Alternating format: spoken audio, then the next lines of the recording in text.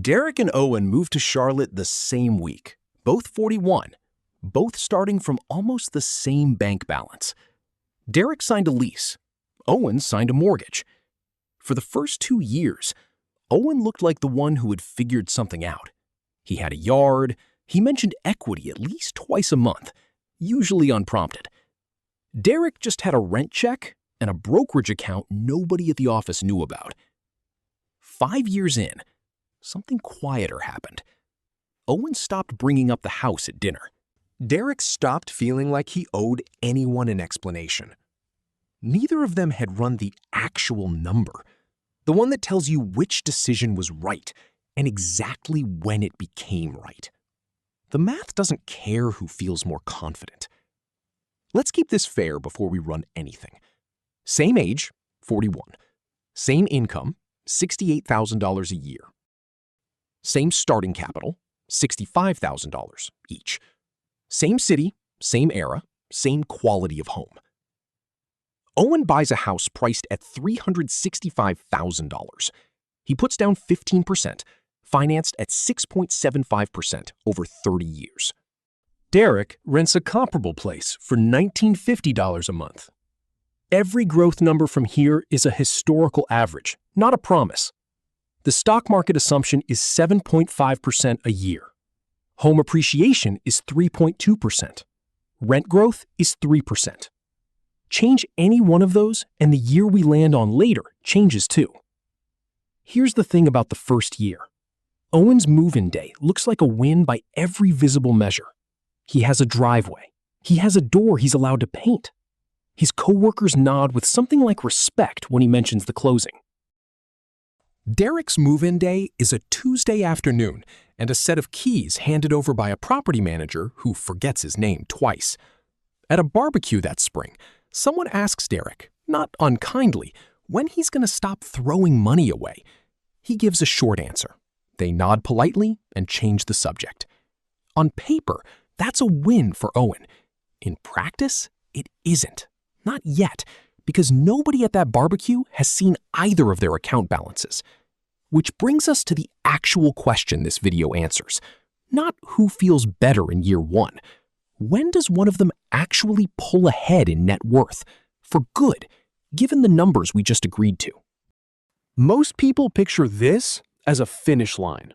30 years pass, someone hands you an envelope, and it says who won. That's not how it works. Picture 2 lanes on a track instead. They don't start level. Owen's lane starts behind, because buying costs money before it saves any. Derek's lane starts ahead, because renting costs nothing extra on day one. Over time, the lanes close the gap. At some point, they cross. After that point, Owen's lane stays ahead for good, assuming nothing else changes.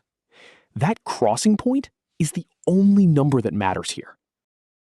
Everything before it is a story about vibes. Everything after it is a story about arithmetic. I'll flag something now, because I'd rather lose the tidy ending than lose your trust. That crossing point isn't fixed. It moves depending on interest rates, rent growth, and how disciplined the renter actually is with the difference. What I'm about to show you is one specific honest run of the numbers, not a universal law. So let's build it. Owen's costs start before he owns anything. Closing costs on a $365,000 home run around $11,000.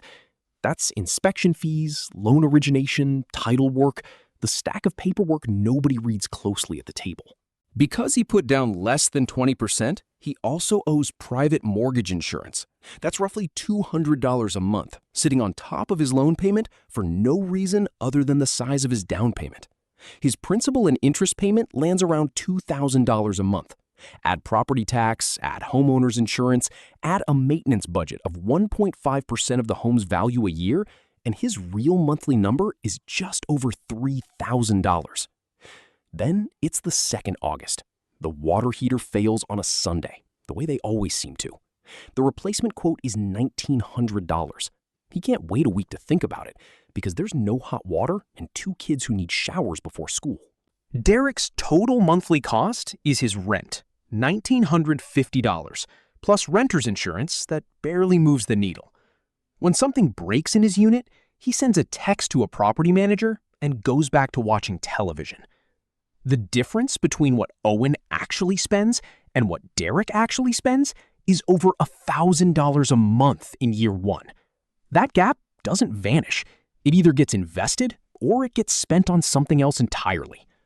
For this comparison, Derek invests every dollar of that gap into a broad market index fund, on top of his original $65,000. Owen, by contrast, has almost nothing left over after closing costs to invest at all. By year 5, the picture starts shifting in a way neither of them notices month to month. Derek's rent has crept up to around $2,200 a month, following that 3% annual climb. It's not dramatic, it's just quietly less comfortable than it used to be. Owen crosses 20% equity somewhere around year 7, and the private mortgage insurance simply stops. His monthly cost drops by roughly $200 permanently, without him doing anything except making payments on time. His principal and interest payment, meanwhile, hasn't moved a single dollar since the day he signed. Derek's rent has moved every single year. That's the part that should land. One man's biggest expense is locked. The other man's biggest expense is not. So where does the crossing point actually fall, given everything we've assumed so far? Run Derek's portfolio forward. The original $65,000 plus a monthly contribution that grows as the gap between rent and Owen's true housing cost widens, compounding at 7.5%.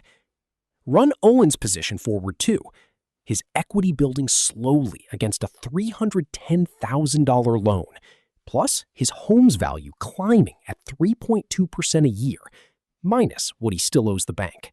Under this specific set of assumptions, Owen's net worth catches and passes Derek's around year 13. Not year 5, not year 25. Somewhere in the neighborhood of year 13. Before that point, Derek is ahead, sometimes by a wide margin. After that point, the gap in Owen's favor keeps growing, slowly at first, and then not so slowly. Because a paid-down mortgage and an appreciating asset compound in a way that catches up all at once. I know how that sounds, like a clean verdict with a bow on it. Let me earn that number instead of just handing it to you. If I only showed you the case for buying here, I'd be doing exactly what I'm criticizing other channels for doing. So let's actually make the case for Derek, honestly, at full strength, because there's a real one.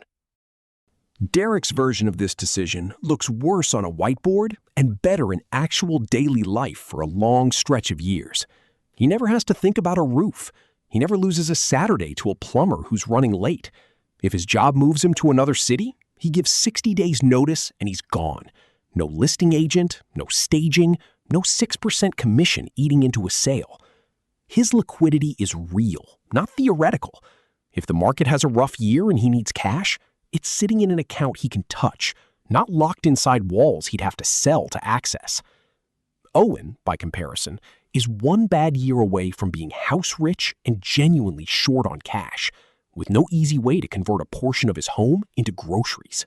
And there's a version of Derek who never even needs year 13 to show up. If his job relocates him twice before then, or if he simply doesn't want 3 decades of commitment to one zip code, the entire comparison resets. Owen's plan only pays off if Owen stays. Derek's plan pays off no matter where Derek ends up. There's also the quieter risk sitting underneath Owen's side of this. He's leveraged. If Charlotte home values go flat for 5 or 6 years, which has happened in real markets before, Owen's crossing point doesn't arrive at year 13. It arrives much later, if it arrives at all inside a normal working lifetime. Derek's risk is different, not smaller. If he isn't actually disciplined enough to invest that monthly gap instead of spending it, none of the math above applies to him. The entire renting advantage was never about renting. It was about what he did with the difference. Not a disaster either way, but not free in either direction. So when does Derek's path actually win outright? For good, not just temporarily. It wins if he stays under roughly 10 to 12 years in that home, based on this specific rate and price. Below that window, selling costs and slow early year equity mean Owen would have come out behind, even by his own math. It wins if mortgage rates in his market run meaningfully above what Owen locked in, making renting the cheaper monthly option for years longer than in this example. It wins decisively if Derek is the kind of person who actually invests the difference rather than upgrading his lifestyle every time his paycheck goes up. That single behavior matters more than any interest rate in this entire comparison. And it wins if home values in that specific market stay flat or fall for an extended stretch, because Owen's advantage depends entirely on the asset actually appreciating. This is arithmetic, not advice. Your own tax situation, your own risk tolerance, and your own likelihood of moving in the next decade all change where your personal crossing point falls. Here's what actually went wrong for both Derek and Owen. And it's the same mistake, just wearing two different outfits. Neither of them ever ran this number. Owen assumed buying was automatically building wealth because that's the story he'd heard his whole life. Derek assumed renting was automatically smarter because he'd read that story too, somewhere else. Same money. Opposite outcomes, depending entirely on how long each of them actually stayed put. The real trap was never renting versus buying. The real trap is picking a side before you've run a single number for your own city, your own rate, and your own timeline. There's one number we didn't touch today, and it's the one that changes everything above it.